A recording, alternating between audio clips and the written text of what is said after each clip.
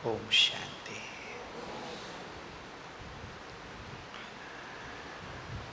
हम सबका लक्ष्य ब्राह्मण जीवन का ध्येय बाप समान संपूर्ण बनना, राइट? जैसे ही हम बाबा के पास आए, बाबा ने हमें शिष्य नहीं बनाया।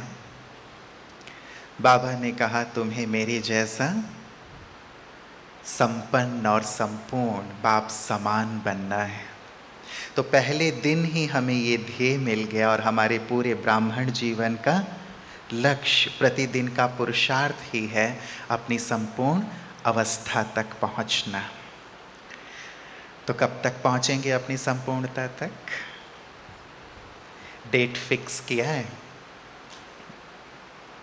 डेट फिक्स जरूर करें कि मुझे कब तक अपनी संपूर्ण अवस्था को प्राप्त करना है, क्योंकि जब डेट फिक्स होता है तो व्यक्ति के पुरुषार्थ में लगन बढ़ती है, तीव्रता आती है, वो हर तरफ से अपने आप को समेटता है। यदि आपको पता चल जाए कि वापस घर चलना है, अब परम धाम की ओर, मेरे पास बस आज का दिन है, कल सुबह चलना है, क्या करेंगे? क्या करेंगे?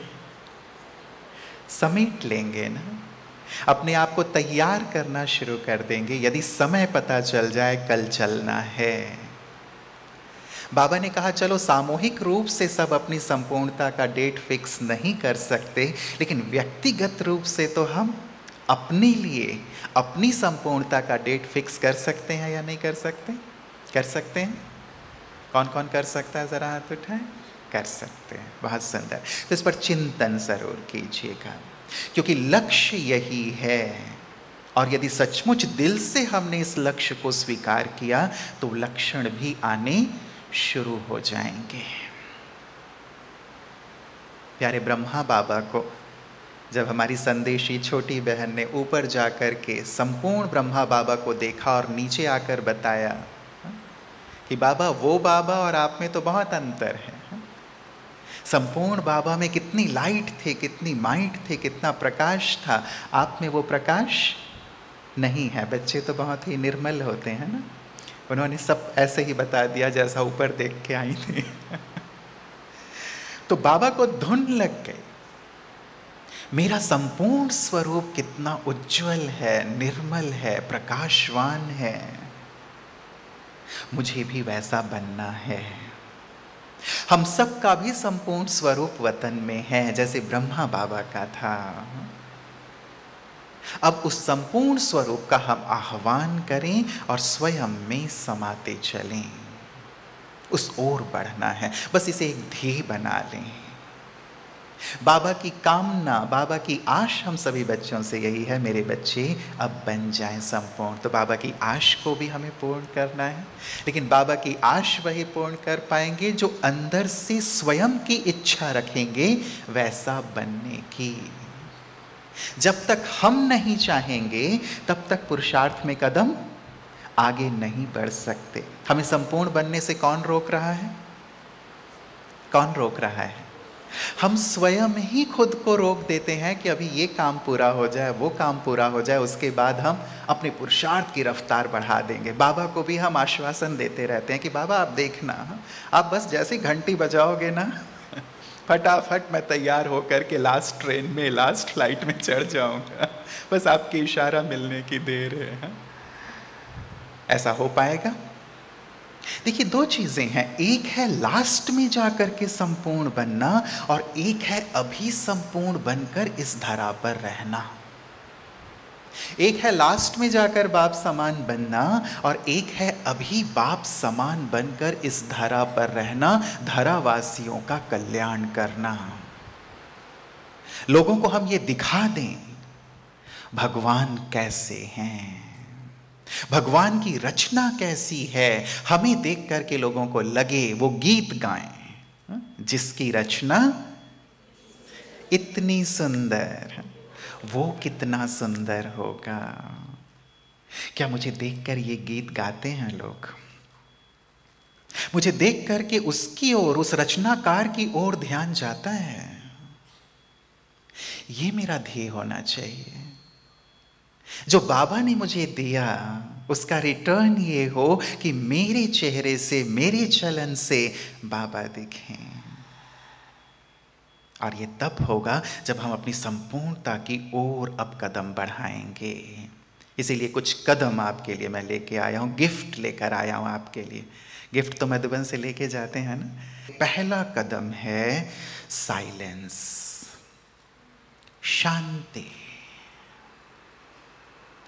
हम अब अपने आप को अंदर ले जाना सीखें। बाबा ने कहा है साइलेंस बहुत बड़ी शक्ति है। साइलेंस से ही तुम साइंस पर विजय प्राप्त करोगे। साइलेंस से ही तुम्हारी निर्णय करने की, परखने की शक्ति बढ़ेगी।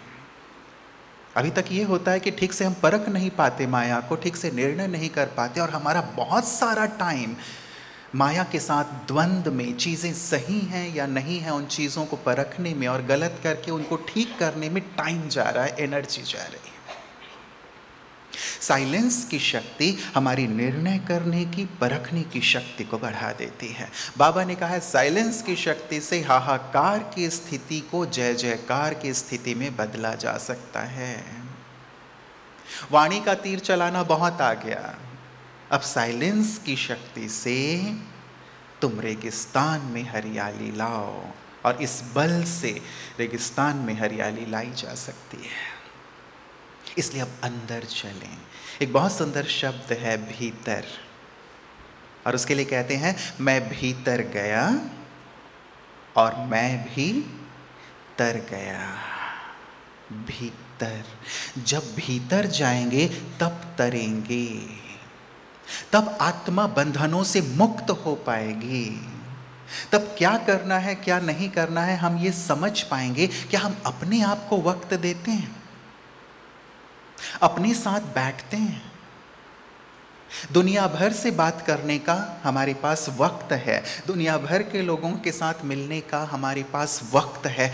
अपने आप से हम कितना मिलते हैं, अपने आप को हम कितना वक्त देते हैं, और अपने आप के साथ बैठकर कितना हम देखते हैं कि ये जो सुंदर मूल्यवान जीवन मुझे मिला है, हीरे तुल्य जीवन मुझे मिला है, भगवान जो इस जीवन में मिले हैं, मैं क्या उसका लाभ उठा रहा हूँ?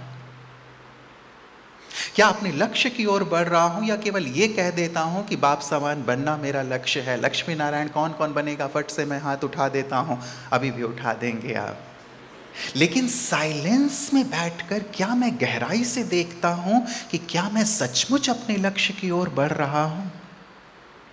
क्या यही मेरे जीवन का ध्येय है, या मैं कहीं और उलझ गया हूं, कुछ और करने लगा हूं? जब तक आप अपने साथ नहीं बैठेंगे, आत्मदर्शन नहीं करेंगे, तब तक आप अपने बंधनों से मुक्त नहीं हो सकेंगे। क्योंकि जैसे कहा, आप ही अपने आप को मुक्त कर सकते हैं, आप ही अपने आप को संपूर्णता की ओर लिए चल सकते हैं, और आप ही हैं जो अपने आप को रोक रहे हैं। अब रुकना नहीं है, अब रुकना नहीं है, वक्त नहीं है। वक्त इशारा दे रहा है कि अब तीव्रता से आगे बढ़ो। इसलिए कहा साइलेंस। साइलेंस दो भाव के, एक साइलेंस अर्थात एकांत, और दूसरा लोग साइलेंस का अर्थ लेते हैं एकाकीपन, अकेलापन। लेकिन हमारा साइलेंस है एकांत, जो सुख देने वाला है, जो आत्मा को उन्नति की ओर ले चलने वाला है, जो आत्मा को संपूर्णता की ओर ले चलने वाला है, जो आत्मचिंतन की ओर ले चलने वाला है। कईयों को साइलेंस खाने लगता है, किसी को सजा देनी हो उसको एक कमरे में बंद कर दो, तो अकेलापन उसके लिए बड़ी सजा हो जाती है। लेकिन हमारा जो एकांत है, हमारा जो साइलेंस है, वो हमें उन्नति की ओर ले चलने वाला है। आपको भी 3M का मौन कराया गया होगा ना, कराया गया ना। फर्स्ट M मोबाइल का मौन, मोबाइल को भी अब मौन करें, उसको भी साइलेंस का अवसर दें। वो भी सोचता होगा कि जब से मेरा मालिक मुझे लिया है तब से एक दिन भी मुझे छुट्टी नहीं दी है, लगा रहता है सुबह से लेकर रात को 11 बजे तक। है कैसा निर्दयी है मेरा मालिक है। तो अपने मोबाइल को भी मौन करें।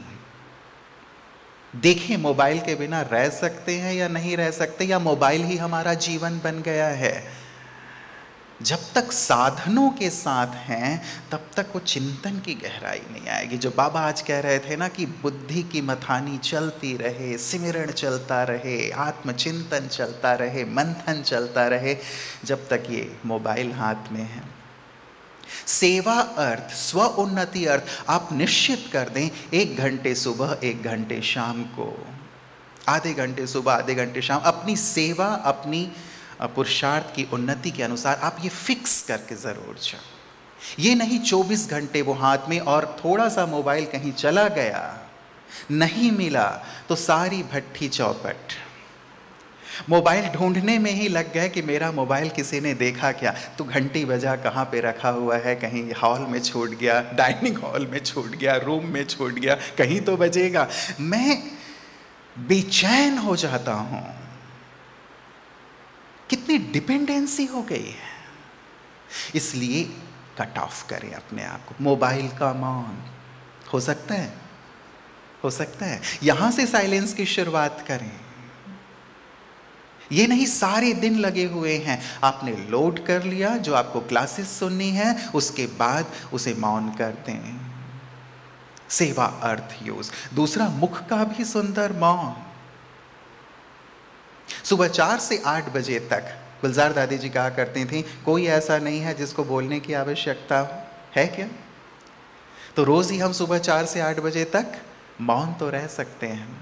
वो समय मेरी आत्म उन्नति के लिए, मेरे आत्म कल्याण के लिए किया जा सकता है। भोजन का समय जरूरी है क्या बात करना? उस समय भी हम भगवान के साथ, अपने साथ बैठकर सुंदर चिंतन के साथ भोजन कर सकते हैं। एक दिन यदि हफ्ते में मौन के लिए निकाला जा सकता है, बहुत अच्छा, लेकिन यदि नहीं निकाला जा सकता, ये डेली का समय आपके पास है, सुबह 4 से 8, और भोजन का समय रात को सोने से पहले 15 मिनट। इतना भी यदि आप अपने आप को साइलेंस देते हैं, उस साइलेंस का रस आना शुरू होगा। रस दें, क्योंकि बाबा ने कहा सारे आधार टूटने हैं।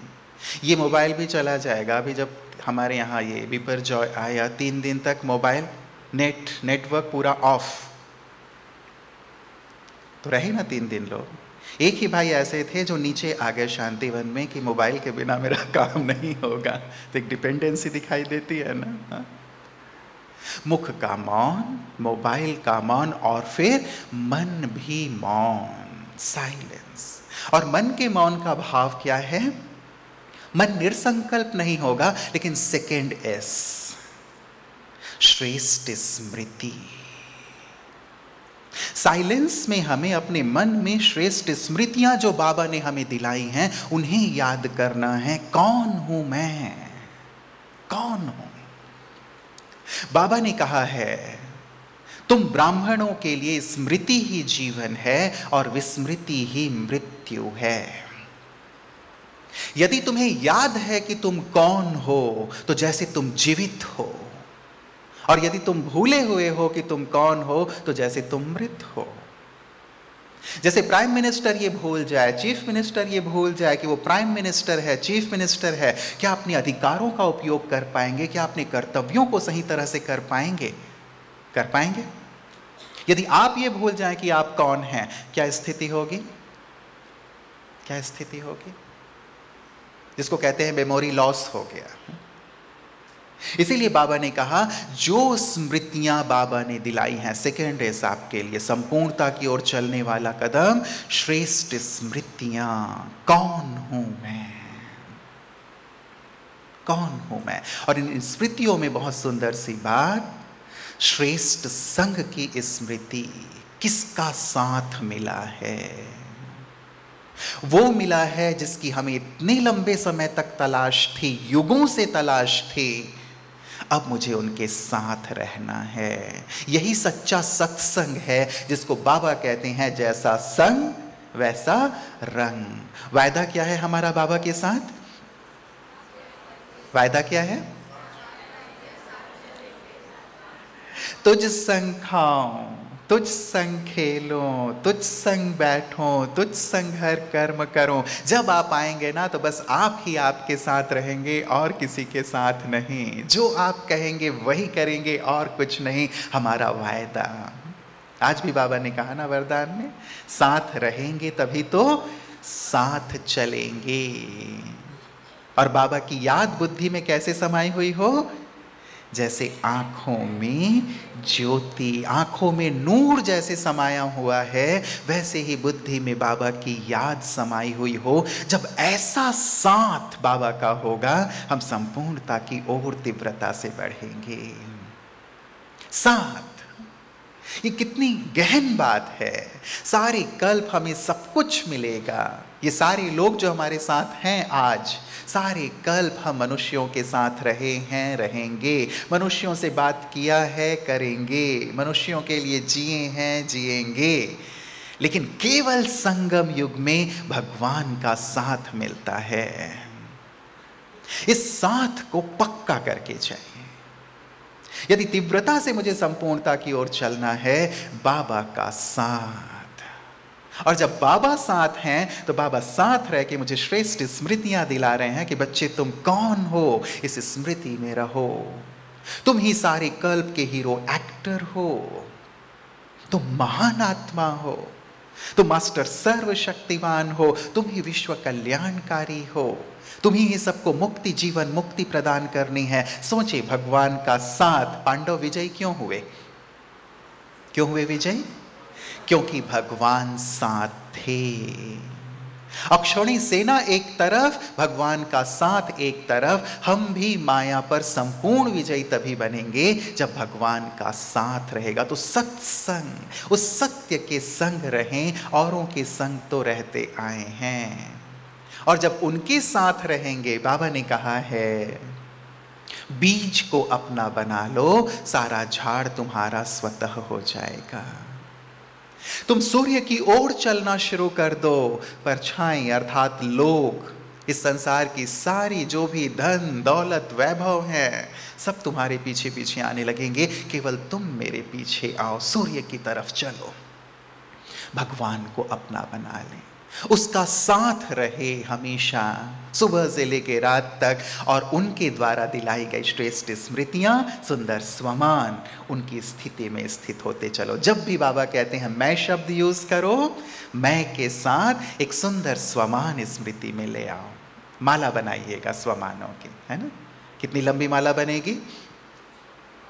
कितनी लंबी माला बनेगी? बहुत लंबी। बहुत में कितनी? होमवर्क है आपके लिए, कम से कम 108 की माला जरूर बनाओ, है ना?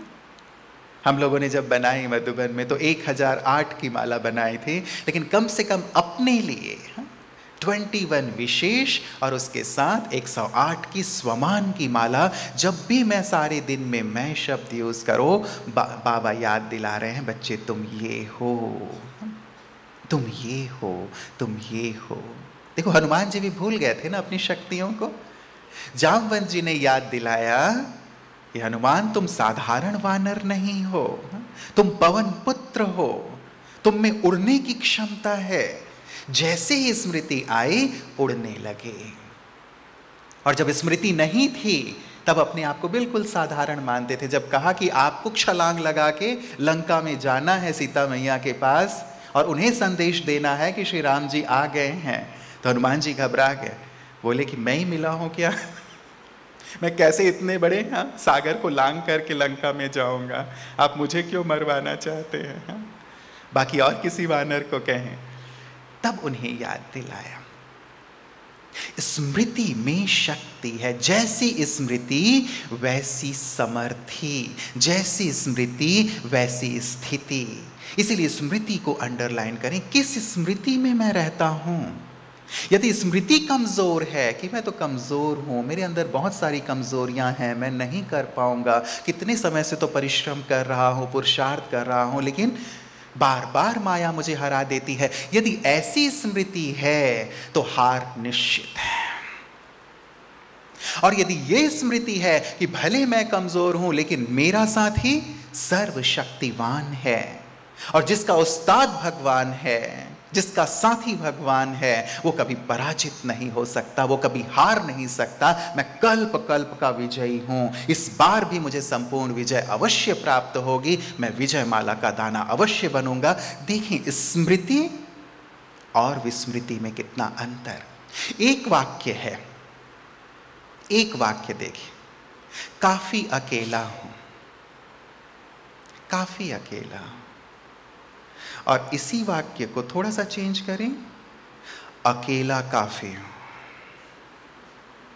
काफी अकेला हूं, कुछ नहीं कर सकता। एंड अकेला काफी हूं, राइट?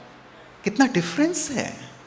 स्मृति, अकेला काफी हूं मैं सारे विश्व पर विजय प्राप्त करने के लिए, माया पर विजय प्राप्त करने के लिए, और कल्प कल्प मैं ही बना हूं।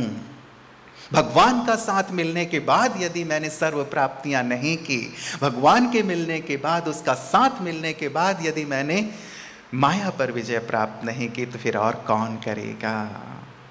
ये स्मृति हमें शक्तिशाली बनाएगा और संपूर्णता की ओर लिए चलेगा। तो माला बनाएंगे, मैं कौन हूं और मेरे साथ कौन है, मैं कौन और मेरा कौन। ये दोनों स्मृतियां श्रेष्ठ स्मृति में हमें स्थित करती है और तेजी से हमारे कदम को संपूर्णता की ओर लिए चलती है। इसलिए कभी भी कमजोर संकल्प नहीं, शक्तिशाली संकल्प, श्रेष्ठ संकल्प, श्रेष्ठ स्मृतियों के साथ। ठीक है, तो स्मृति चेक करेंगे, कैसी स्मृति में मैं हूं, किसके साथ मैं हूं। बस कदम तेजी से आगे की ओर बढ़ते चलेंगे। थर्ड एस है हमारी संपूर्णता की ओर, जो हमारे कदम है बढ़ते हुए, वो है सकारात्मक वृत्ति। सकारात्मकता आज के इस कलियुगी दौर में बहुत बहुत बहुत जरूरी है। लोग और घटनाएं हमें नकारात्मक करने की कोशिश करेंगी, लेकिन मेरी वृत्ति में ही मैं अपने अंदर इतनी सकारात्मकता भर लूं कि कैसी भी नेगेटिव बात से मैं अच्छाई उठा सकूं। इसीलिए कहा वृत्ति तक सकारात्मकता हो। जिसको बाबा एग्जाम्पल देते हैं, गुलाब के पौधे से सीखो, उसकी जड़ में खाद डाला जाता है, गोबर डाला जाता है, और वहां से उस गंदगी से भी, उस बदबूदार गोबर से भी गुलाब का पौधा क्या करता है, खुशबू ले लेता है। आप गोबर को नाक पे नहीं रखेंगे, लेकिन गुलाब के फूल को अपने नाक पर जरूर रखेंगे। वो खुशबू कहां से ली गई, गोबर से ली गई, खाद से ली गई। तो बाबा कहते हैं जब आपकी रचना ये कर सकता है, तो क्या आप मास्टर रचयिता ये नहीं कर सकते कि कैसी भी विपरीत बात हो, परिस्थिति हो, वहां से अच्छी बात ले लें। या अच्छाई में भी बुराई देखने की हमारी आदत है। कई लोग अच्छाई में भी बुराई देख लेते हैं, होता है ना ऐसा। बुराई नहीं, अच्छाई लोगों में भी और घटनाओं में भी।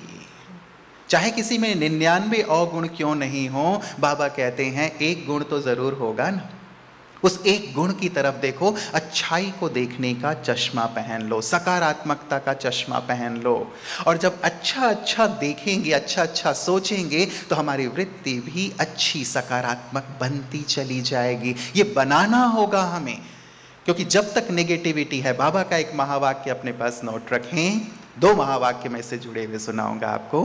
बाबा ने कहा, यदि तुम अच्छा अच्छा सोचोगे तो कुछ बुरा भी होने वाला होगा, वो भी अच्छा हो जाएगा। भगवानुवाच। चिंतन कीजिएगा और इन महावाक्यों को अपने पास बड़े बड़े अक्षरों में हम नोट करके रखें, बार बार अपने आप को रिवाइज कराएं। अच्छा अच्छा सोचोगे, कुछ बुरा भी होने वाला होगा, अच्छा हो जाएगा।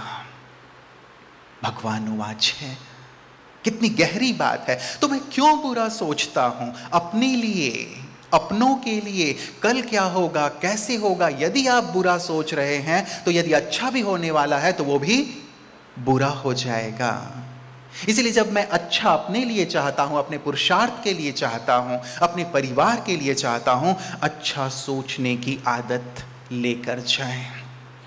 और दूसरी बात बाबा ने इससे जुड़ी हुई कही, जो वेस्ट और नेगेटिव को अवॉइड करेंगे उन्हें परमात्मा अवार्ड मिलेगा। जो वेस्ट और नेगेटिव को अवॉइड करेंगे, बाबा भी कहते हैं कि वेस्ट है, नेगेटिव है, लेकिन जो वेस्ट और नेगेटिव के बीच रहते हुए भी इन्हें अवॉइड करेगा उन्हें ही परमात्मा अवार्ड मिलेगा। इसीलिए बातें, घटनाएं, सिचुएशन, लोग आपके सामने वेस्ट और नेगेटिव लाने की कोशिश करेंगे, लेकिन मैं अपनी सकारात्मकता से उनसे अच्छी बात लेकर आगे बढ़ जाऊं। वो नेगेटिविटी, वो वेस्ट मेरे टाइम को वेस्ट ना कर पाए। क्या ऐसी वृत्ति है गहराई से मेरे अंदर? या किसी ने कुछ कहा और बस मेरी नेगेटिविटी शुरू हो गई। दो लोग बात कर रहे हैं, मुझे देख करके हंस देते हैं, बस मेरे अंदर चिंतन शुरू हो गया कि पता नहीं, हाँ मुझे देखकर मेरी इस बात को लेकर के हंस रहे होंगे, मेरी इस बात को लेकर के कमेंट्स कर रहे होंगे, चिंतन शुरू। भट्ठी में आए हैं, गहराई से देखें, जीरो वेस्ट थॉट करके जाना है। हो सकता है चैलेंज है आपके लिए, zero waste and negative thought, उनको अलाउ नहीं है मेरे अंदर आने की, मेरे पास आने की। चैलेंज। जब भगवान का संग है, श्रेष्ठ स्मृतियों की हम बात कर रहे हैं, तो वेस्ट और नेगेटिव के लिए कहां टाइम है? जिन्हें सारे विश्व का कल्याण करना है और जिन्हें स्वयं भी संपूर्ण बाप समान बनना है, उनके पास कहां इतना टाइम है? टाइम जिनके पास है वो अपने लक्ष्य को भूले हुए हैं। इन चीजों के लिए जिनके पास टाइम है, इसीलिए अंदर वृत्ति सकारात्मक। कैसी सकारात्मक वृत्ति? कैसी सकारात्मक वृत्ति? एक बहुत सुंदर सी स्टोरी आती है। बुद्ध के पास उनके दो शिष्य पहुंचे और कहा, भंते हमारी शिक्षा पूरी हो गई है, आप हमें छुट्टी दीजिए कि हम जाएं समाज में, समाज का कल्याण करें, लोगों का उद्धार करें, लोगों को ज्ञान दें जो हमने सीखा है, समझा है।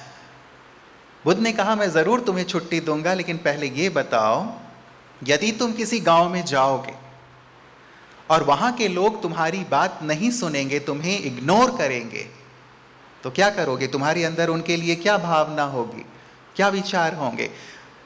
शिष्यों ने कहा कि यदि वो हमें इग्नोर करेंगे तो हम ये सोचेंगे, चलो इग्नोर ही तो किया, हमें गाली तो नहीं दी ना। बुद्ध ने कहा, यदि वो तुम्हें गाली दें तो? उन्होंने कहा, ठीक है, हम ये सोचेंगे इन्होंने गाली ही तो दी ना, हमें पत्थर से थोड़ी मारा। बुद्ध ने कहा, यदि वो तुम्हें पत्थर से मारें तो? शिष्य ने कहा, हम सोचेंगे कि पत्थर से ही तो मारा, जान से तो नहीं मारा ना। बुद्ध ने कहा, यदि जान से मार दे तो? शिष्य ने बहुत सुंदर जवाब दिया। उन्होंने कहा, यदि वो हमें जान से ही मार देंगे तो मरते मरते हम उन्हें दुआएं देते जाएंगे कि धन्य है ये महान आत्माएं जिन्होंने इतनी जल्दी हमें मुक्ति प्रदान कर दी। हम मुक्ति के लिए ही तो प्रयास और पुरुषार्थ कर रहे हैं पूरे जीवन। धन्य है ये आत्माएं जिन्होंने हमें इतनी जल्दी मुक्ति दे दी। भाव क्या है? मरने की स्थिति तक पहुंचते हुए भी व्यक्ति यदि इतना पॉजिटिव हो सकता है तो उसे संपूर्ण बनने से कोई नहीं रोक सकता। हमें कार्य करना होगा अपने ऊपर। हम कई बार पुरुषार्थ में थोड़ा ढीलापन आ जाता है, पुरुषार्थ में हमें पराजय मिल जाती है, हम जो करना चाहते हैं वो नहीं कर पा रहे होते हैं, तुरंत ही हमारे अंदर नेगेटिव आ जाता है कि पता नहीं मैं कर पाऊंगा या नहीं कर पाऊंगा। बाबा इतनी मंजिल ऊंची बताते हैं, पता नहीं मैं वहां पहुंच पाऊंगा या नहीं पहुंच पाऊंगा। मेरे से आगे तो कितने लोग हो गए हैं, पता नहीं मैं विजय माला में आ पाऊंगा या नहीं आ पाऊंगा। क्या है ये? क्या है ये? अपने आप को लेकर नेगेटिविटी। और दूसरा, परिवार को देख करके भी कई बार नेगेटिव हो जाते हैं। बाबा कहते हैं यही देवी देवता बनने वाले हैं और हम उनके अंदर कुछ अवगुण बुराई देख लेते हैं और लगता है ये देवी देवता। लगता तो नहीं है कि ये देवी देवता बनेंगे। हाँ, तो नेगेटिविटी तुरंत किसी की कमी और खामी को देखकर हमारे अंदर। बाबा ने कहा है बाबा ने कहा, यदि तुम भगवान की सिलेक्शन में डिफेक्ट निकालते हो तो ये भगवान का डिसरिगार्ड है। इस परिवार के लिए ये संकल्प और ये भावना, बाबा का महावाक्य अपने पास नोट रखिएगा। ये परिवार भगवान ने चुना है, चुन चुन के भगवान ने सुंदर माला बनाया है। भगवान की सिलेक्शन में डिफेक्ट नहीं हो सकता, राइट? ये परफेक्ट है, तो हम इनके संपूर्ण स्वरूप को देखें। तो तीसरा एस, सकारात्मक वृत्ति हो सकती है, हो सकता है। एग्जाम होगा आपका फिर जैसे ही आप बाहर जाएंगे तो, कि आप कितने पॉजिटिव हैं, हाँ? ठीक है, इसीलिए थर्ड सकारात्मक वृत्ति। फोर्थ एस, शुभ भावना, शुभ कामना। मान लो किसी के अंदर हमने नेगेटिविटी देख भी ली, किसी के अंदर कमी खामी देख भी ली, बाबा ने फोर्थ एस हमें दिया है, सबके लिए शुभ भावना, शुभ कामना। हमारी ये संस्कृति है, सर्वे भवन्तु सुखिनः, सर्वे सन्तु निरामया। ब्रह्मा बाबा भी जब अंजलि दिया करते थे, जल का अर्घ देते हैं ना सूर्य देव को, प्रभु को स्नान करने के बाद गंगा में, तो वो भी कहा करते थे कि सर्व का कल्याण हो, सर्व का कल्याण हो। तो केवल मेरा नहीं, सर्व का। तो किसी में यदि कोई कमी खामी है भी, उसके लिए शुभ भावना, शुभ कामना। अपने अंदर किसी के लिए भी घृणा भाव ना हो, ये चेक करके जाएं। बाबा का ही महावाक्य है, यदि किसी के लिए भी ईर्ष्या भाव है, घृणा भाव है, नेगेटिव भाव है, तो संपूर्णता तुमसे बहुत दूर है। संपूर्णता अर्थात भगवान के समान स्थिति। और क्या बाबा के मन में किसी के लिए भी अशुभ भाव हो सकता है? हो सकता है, हो सकता है। किसी ने कैसी भी गलती की हो, जब बाबा के सामने आएंगे, बाबा उन्हें अपनी शुभ भावना, शुभ कामना ही देंगे। उनकी दृष्टि में कोई परिवर्तन नहीं आएगा। हम भी ऐसी सुंदर भाव, मान लो किसी के अंदर है अशुभ भाव है, किसी के लिए घृणा भाव है, उसे यहां से माफ कर सकते हैं, कर सकते हैं, माफ कर देना, माफ कर दो। नहीं तो वो स्पेस लिया हुआ है, बार बार वो आपको, आपका टाइम भी लेता है और साथ ही साथ आपकी एनर्जी भी जाती है उसके लिए। जब कभी भी उस आत्मा के लिए सोचते हैं, तुरंत ही मन में एक व्यर्थ भाव पैदा हो जाता है। इसीलिए यहाँ से माफ करके जाएं, माफ कर भी दें और माफी मांग भी लें। सबके लिए मेरे हृदय में शुभ भाव, चाहे वो ब्राह्मण परिवार है, चाहे विश्व की आत्माएं हैं, प्रकृति है, सबका कल्याण हो, सबका कल्याण हो, सबका कल्याण हो। आप इस भाव में स्थित होकर देखें, आत्मा कितना ऊंची स्थिति का अनुभव करने लगती है। इसीलिए दिल में चलिए थोड़ी देर के लिए अपने अंदर जाएं। कोई भी ऐसी आत्मा है जिसके लिए मन में घृणा भाव है, अशुभ भाव है, स्थित हो जाए अपने श्रेष्ठ स्थिति में कि मैं क्षमा के सागर की संतान, मास्टर क्षमा का सागर हूं, श्रेष्ठ महान आत्मा हूं, विश्व कल्याणकारी हूं, पूर्वज, भगवान का बच्चा, भगवान के समान हूं। अब उन्हें सामने ले आए जिन्होंने जीवन में कोई तकलीफ दी है, कष्ट दिया है या दे रहे हैं, मेरे मार्ग में अवरोध पैदा कर रहे हैं, जिन्होंने सचमुच बहुत तकलीफ दी है, जिनके लिए मन में घृणा का भाव, अशुभ भाव पैदा हो जाता है, ले आए सामने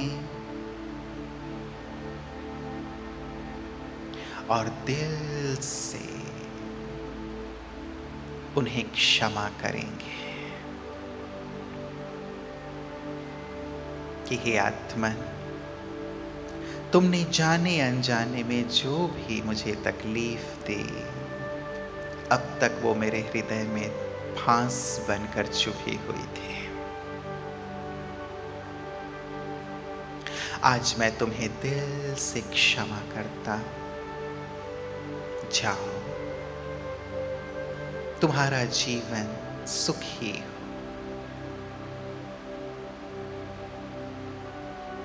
तुम्हारे जीवन में तुम्हें सब कुछ प्राप्त हो। दिल से क्षमा करके उन्हें विदा करें अपने हृदय से, और उनके लिए भी अंदर शुभ भाव भर लें। इनका कल्याण हो, इनकी उन्नति हो, इनका भला हो।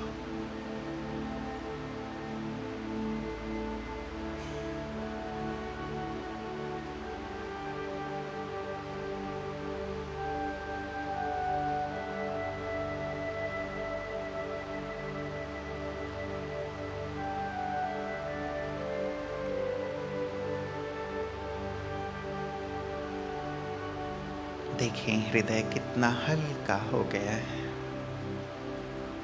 स्वच्छ हो गया, और जैसे बाबा ने भी दिल की दुआएं मुझे दी।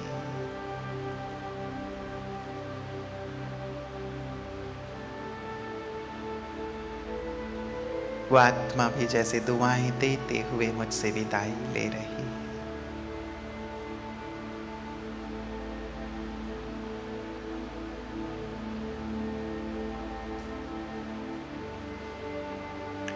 ओम शांति। क्षमा किया क्षमा। फिर से तो उनके लिए कोई अशुभ भाव नहीं होगा ना? नहीं ना? बिल्कुल नहीं। इससे उनको नुकसान बाद में, पहले नुकसान मुझे होगा और मैं अपनी संपूर्णता से दूर हो जाऊंगा। फिफ्थ इज शुद्ध दृष्टि। शुद्ध दृष्टि। बाबा कहते हैं सबसे ज्यादा आंखें ही धोखा देती हैं। सबसे ज्यादा धोखा आंखें देती हैं। इसीलिए अपनी दृष्टि को मुझे शुद्ध कर लेना। और शुद्ध दृष्टि का भाव है आत्मिक दृष्टि। मेरी दृष्टि अब शरीर पर ना जाए। यदि देह को देखता रहूंगा, दुनिया को देखता रहूंगा, तो मैं अपनी मंजिल से दूर रहूंगा। हमारी यात्रा आत्मा से शुरू हुई है और आत्मा पे ही पूरी होगी। हमारा पहला पाठ ही आत्मा है और अंतिम पाठ ही आत्मा है। इसीलिए इसका बहुत पक्का अभ्यास। मैं भी आत्मा और ये सब भी आत्माएं। मेरी दृष्टि भ्रिकुटी तख्त पर ही जाए। बाबा ने कहा है जब तुम्हारी आत्मिक दृष्टि नेचुरल हो जाएगी तभी संसार में नेचुरल कैलेमिटीज होंगी, अर्थात परिवर्तन का खेल शुरू होगा।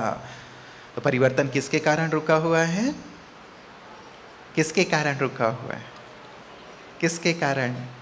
हमारे कारण। अपने ऊपर रिस्पॉन्सिबिलिटी लें। मेरे कारण परिवर्तन का खेल यदि रुका है, मुझे अपनी आत्मिक दृष्टि को पक्का करना है। दूसरा महावाक्य बाबा का, जब तुम्हारी आत्मिक दृष्टि नेचुरल हो जाएगी तब संसार के आत्माओं की दृष्टि तुम चमकती हुई मड़ियों पर जाएगी और प्रत्यक्षता का नगाड़ा बजेगा। तो प्रत्यक्षता की शुरुआत ही तब होगी जब हमारी आत्मिक दृष्टि नेचुरल हो जाए। इसलिए फिफ्थ इज शुद्ध दृष्टि। मुझे अपनी आत्मिक दृष्टि को पक्का कर लेना है, जैसे बाबा ने कूट कूट कर पक्का कर लिया। मैं आत्मा, यशोदा आत्मा, नारायण आत्मा, ये आत्मा। मैं भी धुन लगा दूं अपनी इस आत्मिक स्थिति, आत्मिक दृष्टि की। किसने क्या पहना है? तेरे चप्पल बड़े अच्छे हैं, जूते बड़े अच्छे हैं, साड़ी बहुत अच्छी है, हा? या तुम्हारी साड़ी मेरी साड़ी से सफ़ेद क्यों है? तुमने कौन सी कंपनी का डिटर्जेंट यूज़ किया है? इन सब पे नज़र नहीं। नेचुरल रूप से मेरी नज़र भ्रिकुटी तख्त पर जाए, इससे नीचे नहीं, इससे नीचे नहीं। आत्मिक दृष्टि पक्का। इससे शुद्ध दृष्टि बाबा ने कहा है जब तुम्हारी दृष्टि शुद्ध हो जाएगी, ये आँखें जादू की डिब्बी बन जाएंगे, ये नजर निहाल करने वाली बन जाएगी। इन नजरों में लोगों को साक्षात्कार होगा, अपने घर का भी, आने वाली दुनिया का भी। इन नजरों में लोग भगवान को देखेंगे। क्या मेरी नजर इतनी डिवाइन, इतनी अलौकिक हो गई है? होगी तब जब आत्मा पर ही नजर जाएगी। और ये बहुत बड़ी सेवा है। बाबा कहते हैं जब तुम आत्मा को देखते हो तो जैसे आत्मा को करंट देते हो, आत्मा को देह भान से मुक्त करते हो, उसे आत्मिक स्थिति में स्थित करते हो, तो एक तो मेरा भी पुरुषार्थ होता है और सामने वाली आत्मा भी शुद्ध होती है। जिसे बाबा ने कहा, कोई कैसा भी काला कोयला हो, यदि तुम उसे आत्मा हीरा देखोगे तो उसका कालापन दूर होता जाएगा। सेवा। हम कई बार कहते हैं ना, ये आत्मा बदल नहीं रही है, मेरे परिवार का ये सदस्य नहीं बदल रहा है, ये नहीं बदल रहा है। बाबा ने इसका उत्तर दे दिया, कोई कैसा भी काला कोयला क्यों ना हो, अर्थात अवगुणी क्यों ना हो, यदि तुम उसे आत्मा हीरा देखेंगे उसका कालापन दूर होता जाएगा। इसीलिए शुद्ध दृष्टि, आत्मिक दृष्टि। एंड सिक्स्थ, सुखदाई बोल। सुखदाई बोल। इसे पहले वाले में बाबा का एक सुंदर महावाक्य और है कि तुम्हारा देखना और तुम्हारा सुनना, यही आधार है तुम्हें संपूर्णता की ओर ले चलने के या तुम्हें संपूर्णता से दूर करने के। बाबा के महावाक्य है। मैं बाबा के महावाक्य इसलिए आप लोगों को याद दिला रहा हूं ताकि इसे नोट रखें और इसके आधार पर गहराई से चिंतन करेंगे। सारे दिन मैं क्या देखता हूं, क्या सुनता हूं, क्या देखता हूं, क्या सुनता हूं। मोबाइल भी यदि मैं देखता हूं तो मोबाइल में क्या देखता हूं। बाहर निकलता हूं मैं क्या देखता हूं। आत्मा दिखाई देती है या क्या दिखाई देता है, क्या देख रहा हूं। जो बनना है अब वो देखना है। बाबा ने कहा तुम्हें नजर मिली है आत्मा को देखने के लिए, परमात्मा को देखने के लिए। ये नजर देह को देखने के लिए नहीं मिली। सिक्स्थ है सुखदाई बोल। बाबा के जो महावाक्य आते हैं सुंदर साकार मुरलियों में, उसमें बाबा बोल पर बहुत ध्यान दिलाते हैं। बच्चे तुम्हारे बोल बहुत बहुत सुखदाई होने चाहिए, स्वमानदायी होने चाहिए, दूसरे को घाव देने वाले नहीं होने चाहिए, लेकिन मरहम लगाने वाले होने चाहिए। मैं अपने बोल से सबको सुख दूं, बोल से किसी को तकलीफ ना दूं, क्योंकि सुखदाई बोल हमें दुआएं प्राप्त कराती हैं। और वहीं दुखदाई बोल, कड़े शब्द या गिराने वाले शब्द, हाँ कि रहने दो, तुमसे नहीं होगा, तुम्हारे अंदर ये कमी है, ये कमजोरी है, तुमने तो ऐसा किया, तुमने तो वैसा किया, ये सारे शब्द जो दूसरों को हतोत्साहित करने वाले हैं, इन शब्दों को किनारे करें। ये दुख देने वाले हैं। मेरी वाणी बाबा के समान हो। जैसे बाबा सद्गुरु हैं, मैं भी मास्टर सद्गुरु हूं ना, तो मेरे शब्द भी बाबा की तरह। बाबा के शब्द कितने सुंदर, कितने शीतल, कितने स्वमानदायी, कितने वरदानी। अब मुझे भी बाबा के समान संपूर्ण बनना है। चेक करें क्या मेरे शब्द बाबा की तरह स्वमानदायी हैं, सुखदायी हैं, कल्याण करने वाले हैं, अप्रिशिएट करने वाले। कोई भी गुण देखा, छोटी सी विशेषता देखी, जैसे कहा ना, बाबा कहते हैं 99 अवगुण है, लेकिन एक भी गुण देखो, उस एक गुण का वर्णन करो।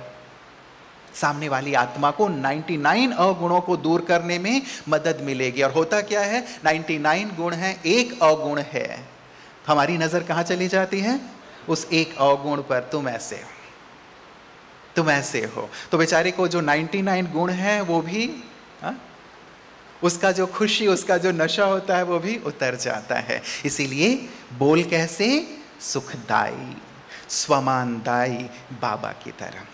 ठीक है, करेंगे इसकी प्रैक्टिस। चलो थोड़ी देर खड़े हो जाओ, सभी खड़े हो जाएं, दोनों प्रैक्टिस करेंगे, आत्मिक दृष्टि और सुखदाई बोल। एक एक पेयर बना लें, जोड़ी बना लें, एक एक पेयर बना लें, आमने सामने हो जाएं और हम प्रैक्टिस करेंगे आत्मिक दृष्टि की। देखें,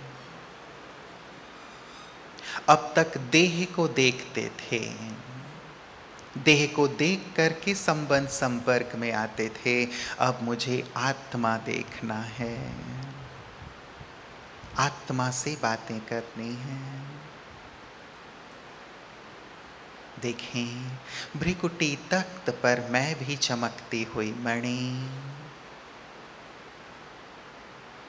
और मेरे सामने देह रूपी कुटिया में विराजमान मेरा आत्मा भाई।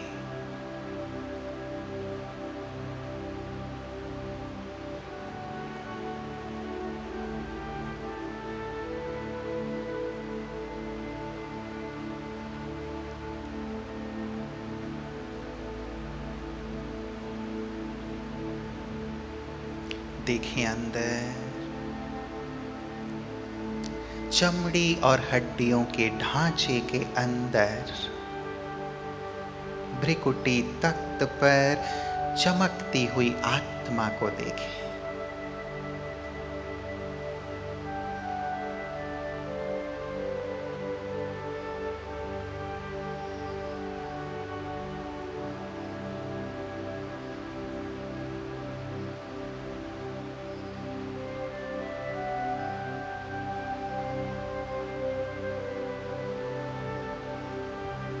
मैं भी अपने आत्म स्वरूप में स्थित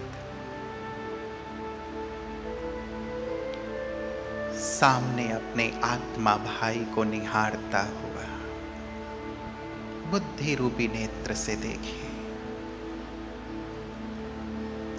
देह तो विनाशी है,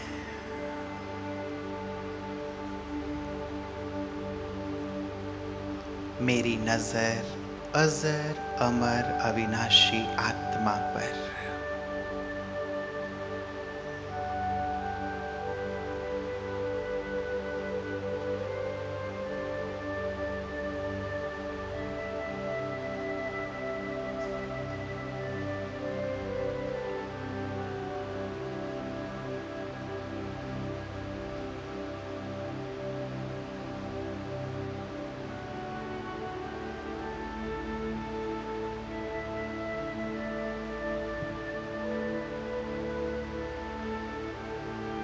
स्पष्ट रूप से देखिए,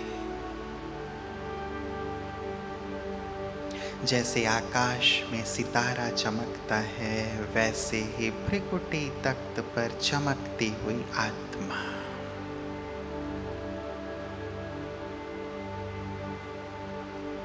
सतोगुणी आत्मा, जिससे लाइट माइट फैल रही है।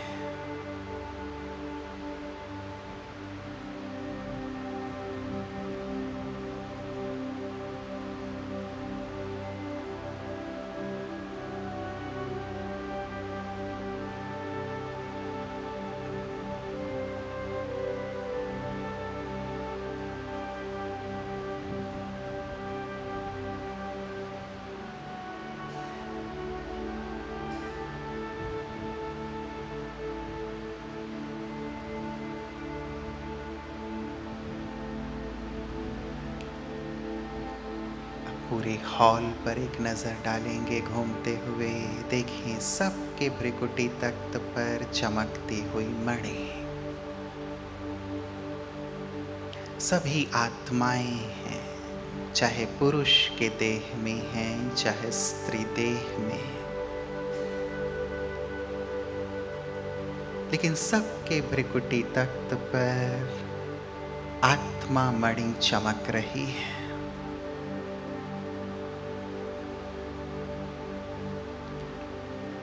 सभी मेरे आत्मा भाई हैं, और मैं सबको आत्मा रूप में ही देखूंगा, देखूंगी।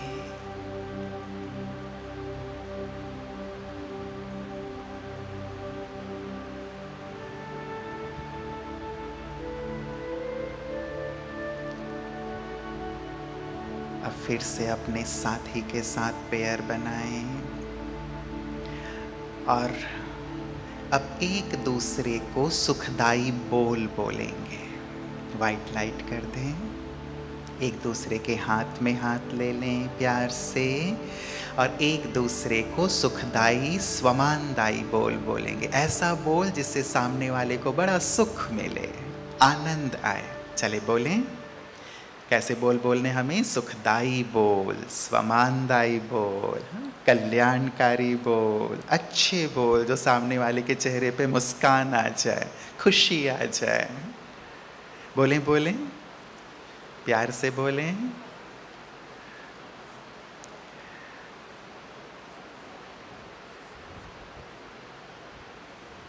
बहुत अच्छा। प्यार से अब एक दूसरे के गले मिलेंगे। अलौकिक रूहानी मिलन, दिल से शुभ भावनाएं देंगे। आप बहुत जल्दी संपन्न संपूर्ण बनो, बहुत आगे बढ़ो। मेरे दिल की बहुत दुआएं और शुभकामनाएं।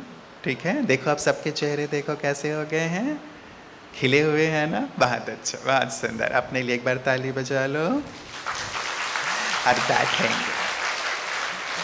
Last 7th S, समर्पणता। समर्पणता। यदि मुझसे कुछ ना भी हो पा रहा हो ना, मैं अपने आप को अर्पित करके बाबा के सामने बैठ जाऊं। बाबा का महावाक्य है, तुम्हारी संपूर्ण समर्पणता तुम्हें सेकंड में संपूर्ण बना सकती है। तुम्हारी संपूर्ण समर्पणता तुम्हें सेकंड में संपूर्ण बना सकती है। अब देखें हम कितने समर्पित होकर रहते हैं। हम अपने बोझों को, अपने तनाव को, अपनी चिंताओं को सबको अर्पित करें, खुद को भी अर्पित कर दें। तन से अर्पित होने की बात नहीं, लेकिन मन बुद्धि से पूरी तरह अर्पित। तेरा तुझको अर्पण। बाबा ने कहा जो समर्पित हो जाते हैं उनकी जिम्मेवारी बाबा ले लेते हैं। जब तुम समर्पित हो जाते हो, तुम्हारे लिए सोचने का काम बाबा करने लगते हैं। जैसे एक पत्थर, मिट्टी जब एक कुंभकार को या फिर एक मूर्तिकार को समर्पित हो जाते हैं, वो मूर्तिकार, कुंभकार उसके लिए सोचता है, मूर्ति को गढ़ने का काम करना शुरू करता है। पत्थर बेढब है, उसका कोई मूल्य नहीं है, लेकिन मूर्तिकार के आगे जब समर्पित होता है तो मूर्ति बन जाता है। मिट्टी का कोई मोल नहीं है, लेकिन जब कुंभकार को समर्पित हो जाता है, वो भी सुंदर मटके का या मूर्ति का रूप ले लेता है, उसकी वैल्यू बढ़ जाती है। हम भी अपने आप को अर्पित करें, अर्पित करें। जब समर्पित हो जाते हैं मन बुद्धि से, आप बाबा की मदद का अनुभव करते हैं, बाबा की शक्ति का अनुभव करते हैं। जैसे बाबा ने एक सुंदर संदेश में कहा था कि वर्तमान समय बच्चे केवल अपने पुरुषार्थ से संपन्न संपूर्ण नहीं बन सकते, इसलिए क्या करो? अपने आप को समर्पित करो और बाबा से सकाश लो।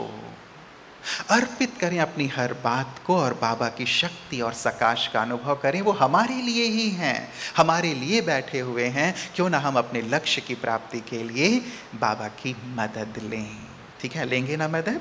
अर्पित करना, यहाँ से बोझिल होकर के नहीं जाना, बिल्कुल हल्के, बिल्कुल हल्के। एक भाई थे, उनकी जॉब चली गई थी, किसी कारण से उनको सस्पेंड कर दिया गया था। बहुत हाथ पैर मारा, लेकिन फिर भी वो फिर से बहाल नहीं हो रहे थे। बाबा को भोग लगाया तो संदेशी जब ऊपर गई तो देखा वो भाई एक धागा, उलझा हुआ धागा लेके उसे सुलझाने की कोशिश कर रहे हैं, इधर खींच रहे हैं, उधर खींच रहे हैं, लेकिन वो सुलझ ही नहीं रहा था। संदेशी ने कहा बाबा को कि बाबा कितना परेशान हो रहा है ये भाई, इसके हाथ में जो धागा उलझा हुआ है इसे आप सुलझा क्यों नहीं देते? तो बाबा ने कहा कि ये मुझे देगा तब तो सुलझाऊंगा। ये तो खुद ही लगा हुआ है कि नहीं नहीं मैं तो खुद ही इसको ठीक ठाक कर लूँगा, ये खुद उधेड़ बुन में लगा हुआ है, देगा तब तो सुलझाऊंगा। संदेशी ने कहा भाई क्यों इतनी मेहनत कर रहे हो, बाबा है ना, बाबा को दो। बाबा को दिया, बाबा ने पकड़ा। क्या बाबा हमें संदेश देना चाहते हैं? क्या संदेश देना चाहते हैं? उलझे मत रहो, समर्पित कर दो, समर्पित कर दो, समर्पित हो जाओ, सारी उलझने अपने आप खत्म हो जाएंगे। तो ये सुंदर 7 कदम आपको 7 गिफ्ट के रूप में, ठीक है? अपना गिफ्ट याद है? पहली गिफ्ट साइलेंस, दूसरी श्रेष्ठ स्मृति तीसरी, सकारात्मक वृत्ति चौथी, शुभ भावना शुभ कामना पांचवी, शुद्ध दृष्टि छठवीं, सुखदाई बोल सातवीं, समर्पणता। ये सुंदर सातों गिफ्ट लेके जाइएगा, इसे अपने जीवन में उतार लीजिएगा, फिर संपूर्णता दूर नहीं, बस एक्सेप्ट कर लो। जैसे बाबा ने स्वीकार कर लिया ना कि बस मैं ही वो संपूर्ण हूँ जो संपूर्ण मूर्ति वतन में है, आप भी स्वीकार कर लो। देखो, एक चित्र बनाना आज, मेरा संपूर्ण स्वरूप कैसा है, और फील करना वो संपूर्ण स्वरूप जैसे वतन से चलता हुआ आता है, मुझ में समा जाता है, और अब मैं संपूर्ण हूँ, संपूर्ण पाप समान हूँ। इसकी बहुत गहरी फीलिंग करके जाइएगा, इसे साथ ले करके यहाँ से सौगात के रूप में ले जाइएगा, और बार बार इसी रूप में अपने आप को देखते रहिएगा। इन सातों कदमों के आधार पे अपनी अच्छी चेकिंग करके आप जल्दी से जल्दी संपन्न संपूर्ण बने, ऐसी दिल की मंगल कामना और शुभकामना है। ओम शांति।